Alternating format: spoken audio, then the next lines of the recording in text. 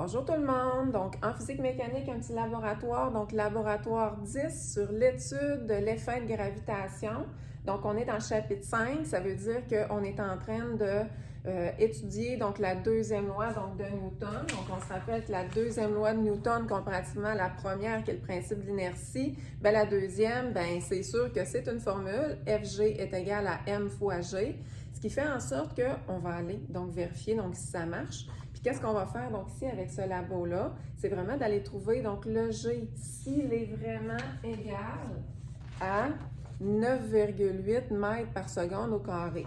Et pour ce faire, ben, on va prendre notre formule donc de base, on va aller isoler donc notre G. Fait que pour isoler notre G, le contraire de fois M, c'est divisé donc par M, donc Fg divisé par M, et ça devrait nous donner donc 9,8 mètres par seconde au carré.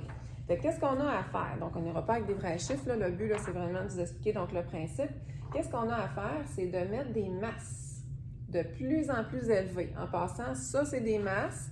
Et lorsqu'on calcule le Fg, ça s'appelle le poids. Donc, poids est égal à un synonyme à Fg. Et des masses, bien, c'est qu'est-ce qu'il y a? Donc, une pesanteur, qu'est-ce que je peux peser donc, sur ma balance.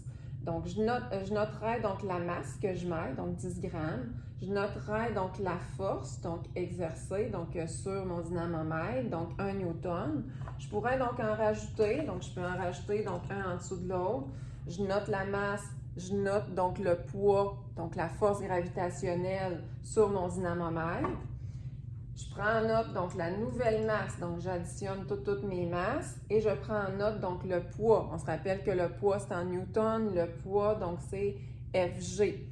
Avec tout ça, avec plein donc de résultats, plus que je vais avoir de résultats dans mon tableau, plus c'est sûr que ma moyenne va être bonne, puis plus là, mon graphique donc va être bon donc aussi. Donc le but, c'est que j'irai diviser donc toutes mes Fg, qu'est-ce que j'ai noté, donc mon poids sur mon dynamomètre, par ma masse.